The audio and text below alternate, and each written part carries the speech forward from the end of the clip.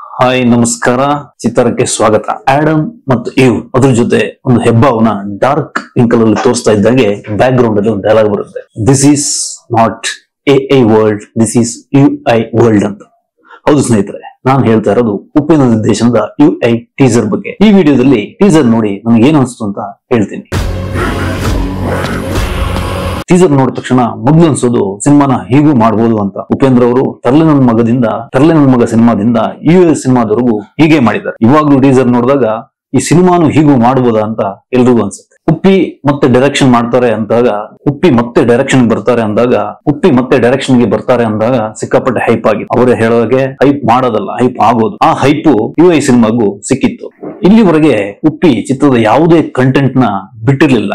ಇದರಿಂದ ಸಾಮಾನ್ಯವಾಗಿ UI ಚಿತ್ರದ ಬಗ್ಗೆ ನಿರೀಕ್ಷೆ ಸಿಕ್ಕಾಪಟ್ಟೆ ಹೆಚ್ಚಾಗಿದೆ. ಈಗ ಕೊನೆಗೂ ಉಪ್ಪಿಯ UI ಸಿನಿಮಾದ ಒಂದು ಸ್ಯಾಂಪಲ್ ಹೊರಬಿದ್ದಿದೆ. ಅದು ಈ ಒಂದು ಪುಟ್ಟ ಫಸ್ಟ್ ಲುಕ್ ಟೀಸರ್ ಮೂಲಕ. ಈ ಟೀಸರ್ ನಲ್ಲಿ ಪ್ರೇಕ್ಷಕ ಉಗಿ ಅಂದಿದ್ದು ಸಿನಿಮಾದ ಕ್ವಾಲಿಟಿಗೆ ಹಾಗೂ ವಿಜುವಲ್ ಟ್ರೀಟ್ಮೆಂಟ್ ಗೆ ಮತ್ತು ಅಜನೀಶ್ ಮ್ಯಾಜಿಕ್ ಗೆ. ಉಪ್ಪಿ ತನ್ನ ಆಲೋಚನೆಯನ್ನ ತೆರೆ ಮೇಲೆ ತಂದಿರೋದು ನೋಡಿದ್ರೆ ಇದನ್ನು ಹಾಲಿವುಡ್ ಸಿನಿಮಾಗೂ ಕಂಪೇರ್ ಮಾಡೋ ಹಾಗಿಲ್ಲ. ಯಾಕಂದ್ರೆ ಅದನ್ನು ಮೀರಿ ಟೀಸರ್ ಏನೋ ಹೇಳ್ತಾ ಇದೆ. ಇನ್ನು ಎಂದಿನಂತೆ ಉಪೇಂದ್ರ ಸ್ಟೈಲ್ ಅಲ್ಲೇ ಟೀಸರ್ ನೋಡಿದಾಗ ಸಿನಿಮಾದ ಪ್ಲಾಟ್ ಏನು ಅಂತ ಗೊತ್ತಾಗಲ್ಲ. ಉಪೇಂದ್ರ ಪಾತ್ರ ಏನು, ಕತೆ ಎಲ್ಲಿಂದ ಶುರು ಆಗುತ್ತೆ, ಎಲ್ಲಿಂದ ಕೊನೆ ಆಗುತ್ತೆ ಅನ್ನೋ ಯಾವ ಹಿಂಟ್ ಅನ್ನು ಕೂಡ ಉಪೇಂದ್ರ ಅವರು ಕೊಟ್ಟಿಲ್ಲ. ಹಾಗಿದ್ರೆ ಇದರ ಬಗ್ಗೆ ಎಲ್ಲ ತಲೆ ಕೆಡಿಸ್ಕೊಳ್ಳೋ ಬದಲು ಟೀಸರ್ ನಲ್ಲಿ ಏನಿದೆ ಅಂತ ನೋಡ್ಕೊಂಡ್ ಬರೋಣ ಬನ್ನಿ. ಒಟ್ಟಾರೆ ಟೀಸರ್ ನೋಡಿದ್ರೆ ಇದೊಂದು ಟೈಮ್ ವಿಷನ್ ಕತೆ, ಅಂದ್ರೆ ಫ್ಯೂಚರ್ ಕತೆನ ಹೇಳೋ ತರ ಇದೆ. ಅದು ಬಿಟ್ಟು ಇದು ಪಾಸ್ಟ್, ಪ್ರೆಸೆಂಟ್, ಫ್ಯೂಚರ್ ಈ ಮೂರನ್ನು ಮಿಕ್ಸ್ ಮಾಡಿ ಕತೆ ಮಾಡಿದಾರ ಅನ್ನುವ ಸಂಶಯ ಕೂಡ ಬರುತ್ತೆ. ಉಪ್ಪಿಯ UI ಪ್ರಪಂಚಕ್ಕೆ ಕಾಲಿಡ್ತಾ ಇದ್ದಂಗೆ ಒಂದು ಮಾರ್ಕೆಟ್ ಬರುತ್ತೆ. ಅಲ್ಲಿ ಡಿಫರೆಂಟ್ ಜನ ನಮ್ಗೆ ಎದುರಾಗ್ತಾರೆ.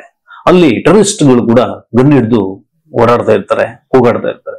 ಅಚ್ಯುತ್ ಕುಮಾರ್ ಅವರನ್ನು ಒಂದು ಐತಿಹಾಸಿಕ ದೊರೆ ತರ ತೋರಿಸಿದ್ದಾರೆ. ಅದು ಯಾಕೆ ಅನ್ನೋದು ಸಿನಿಮಾ ನೋಡಿದ ಮೇಲೆನೆ ಗೊತ್ತಾಗಬೇಕು. ಇದಾದ ನಂತರ ಒಂದು ಫ್ರೇಮ್ ನಲ್ಲಿ ರೇಷ್ಮಾ ನಾಣಯ್ಯ ಬರ್ತಾರೆ ಅವರ ಫ್ರೆಂಡ್ ಜೊತೆ. ಅಲ್ಲಿ ನೀವು ಸರಿಯಾಗಿ ಗಮನಿಸಿದ್ರೆ ಸತ್ಯ, ಐ ಲವ್ ಯು ಅಂತ ಬರೆದಿರುತ್ತೆ. ಆಮೇಲೆ ಒಂದು ಹುಡುಗಿಯ ಪೇಂಟಿಂಗ್ ಇರುತ್ತೆ. ಪೇಂಟಿಂಗ್ ಪಕ್ಕದಲ್ಲಿ ನೀವು ಝೂಮ್ ಮಾಡಿ ನೋಡಿದ್ರೆ ಒಂದು ಫೋಟೋ ಕಾಣುತ್ತೆ. ಅದು ಉಪೇಂದ್ರ ತರ ಕಾಣುತ್ತೆ. ಸತ್ಯ ಯು ಲವ್ ಐ, ಸತ್ಯ ನಾನು ನೀನು ಒಂದಾಗೋಣ ಅಂತ ಬರೆದಿರೋ ಕಾರಣ ಇಲ್ಲಿ ಮತ್ತೆ ಓಂ ಕತೆ ಏನಾದ್ರೂ ತೆರೆದುಕೊಂಡಿದ್ಯಾ ಅಥವಾ ಶಿವಣ್ಣ ಎಲ್ಲಾದ್ರೂ ಸರ್ಪ್ರೈಸ್ ಎಂಟ್ರಿ ಕೊಡ್ತಾರ ಅನ್ನೋ ಹುಳನ ಪ್ರೇಕ್ಷಕರಿಗೆ ಉಪೇಂದ್ರ ಬಿಟ್ಟಿದ್ದಾರೆ. ಇನ್ನು ಬ್ರಿಟನ್ ದೊರೆಯ ಕಾಸ್ಟ್ಯೂಮ್ ನಲ್ಲಿ ಅರ್ಮುಗಂ ರವಿಶಂಕರ್ ಹಾಗೂ ಜೋಕರ್ ಆಗಿ ಸಾಧು ಕೋಕಿಲ ತುಂಬಾ ಇಂಟ್ರೆಸ್ಟಿಂಗ್ ಆಗಿ ಕಾಣಿಸ್ತಾರೆ. ಇನ್ನೊಂದು ನೀವು ಒಬ್ಸರ್ವ್ ಮಾಡಿದ್ರೆ ಒಂದು ಕಾನ್ಫರೆನ್ಸ್ ಹಾಲ್ ಇರುತ್ತೆ. ಅಲ್ಲಿ ಕಲರ್ ಮುಖವಾಡನ ಹಾಕೊಂಡು ಮೀಡಿಯಾ ಮೈಕ್ ಇಟ್ಕೊಂಡು ಒಂದಷ್ಟು ಜನ ಕೂತಿರ್ತಾರೆ. ಅದ್ರ ಜೊತೆ ರೌಡಿಗಳು ಇರ್ತಾರೆ, ಫೋನ್ ಮಾಡ್ತಾ ಇರ್ತಾರೆ, ಬಾಯಿ ಕಟ್ಕೊಂಡಿರ್ತಾರೆ, ಅಲ್ಲೇನೋ ಕ್ಯಾನ್ಗಳಿರುತ್ತೆ. ಇಂಥ ಒಂದು ವಿಚಿತ್ರವಾದ ಒಂದು ಫ್ರೇಮ್ ಕೂಡ ನೀವು ಗಮನಿಸಬಹುದು. ಈ ಫ್ರೇಮ್ ಅನ್ನು ನೋಡಿದ್ರೆ ಇಲ್ಲಿ ಮೀಡಿಯಾದ ಸಾಕಷ್ಟು ಸಂಗತಿಗಳನ್ನ ಉಪೇಂದ್ರ ಅವರು ತನ್ನದೇ ರೀತಿಯಲ್ಲಿ ರಿವೀಲ್ ಮಾಡೋ ಸಾಧ್ಯತೆ ಇದೆ ಅಂತ ಅನ್ಸುತ್ತೆ. ಅದಾದ ಮೇಲೆ ಉಪ್ಪಿ ಒಂದು ಬಾವಿ ಅಂತ ಒಂದು ಜೈಲನ್ನ ತೋರಿಸ್ತಾರೆ. ತೋರಿಸ್ತಿದ್ದಂಗೆ ಅದಾದ ನಂತರ ಇಮಿಡಿಯೇಟ್ ಉಪೇಂದ್ರ ಒಂದು ಕುದುರೆ ಮೇಲೆ ಕುತ್ಕೊಂಡು ಬರ್ತಾ ಇದ್ರೆ ಅಲ್ಲಿ ಜನ ಎಲ್ಲ ಅವ್ರ ಮೇಲೆ ಹೂ ಎಸಿತಾರೆ. ಅದಕ್ಕೆ ಕಾರಣ ಏನು ಅನ್ನೋದು ಸಿನಿಮಾದಲ್ಲೇ ನಮ್ಗೆ ನೋಡ್ಬೇಕು. ಅದಾಗ್ತಾ ಇದ್ದಂಗೆ ಕ್ಲೋಸ್ ಅಪ್ ಶಾಟ್ ಅಲ್ಲಿ ಉಪೇಂದ್ರ ಅವರ ಒಂದು ಸೀರಿಯಸ್ ಫೇಸ್ ಅನ್ನ ತೋರಿಸ್ತಾರೆ. ಅವರ ಮುಖದ ಮೇಲೆ UI ಟೈಟಲ್ ರಿವೀಲ್ ಆಗುತ್ತೆ.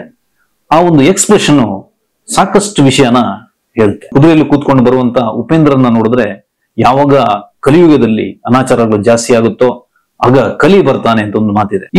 ಈ ಉಪೇಂದ್ರ ಅವರ ಪಾತ್ರ ಕಲಿಯ ಪಾತ್ರ ಅನ್ನುವ ಡೌಟ್ ಕೂಡ ನಮ್ಗೆ ಬರುತ್ತೆ. ಇನ್ನು KGF ಮಾಂತ್ರಿಕ ಶಿವಕುಮಾರ್ ಅವರ ಕಲೆ ಉಪ್ಪಿ ಅವರ ಅವರೊಂದು ಆಲೋಚನೆ ಏನಿದೆ ಅದಕ್ಕೆ ಸಖತ್ ಸಾಥ್ ಕೊಟ್ಟಿದೆ. ಅಷ್ಟು ಚೆನ್ನಾಗಿ ಸೆಟ್ ವರ್ಕ್ ಮಾಡಿದ್ದಾರೆ. ಇನ್ನು ಅಜನೀಶ್ ಅವರ ಮ್ಯೂಸಿಕ್ ಬಗ್ಗೆ ಮಾತಾಡೋದೇ ಬೇಡ, ಜಸ್ಟ್ ಅವರ ಪ್ರತಿಭೆಯನ್ನ ಹೊಗಳ್ಬೇಕಷ್ಟೇ, ಅಷ್ಟು ಚೆನ್ನಾಗಿ ಮಾಡಿದ್ದಾರೆ.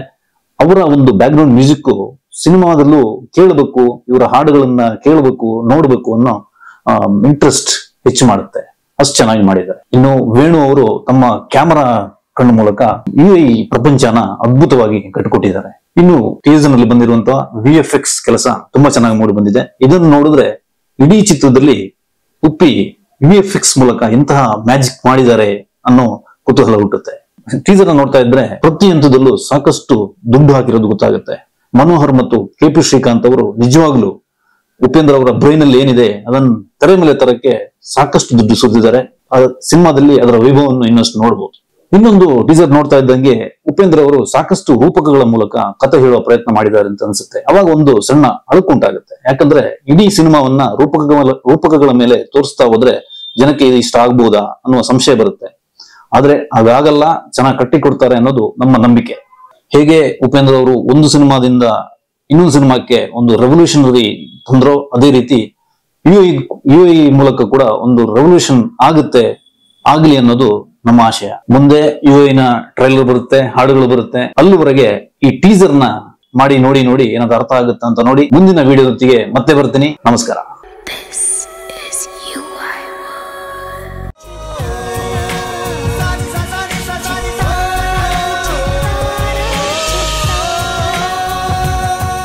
ಕನ್ನಡಿಗರ ಮನೆ ಮಾತಾಗಿರುವ ಸಿನಿ ಪತ್ರಿಕೆ ಚಿತ್ತಾರ, ಕರ್ನಾಟಕದ number 1 readers choice entertainment magazine.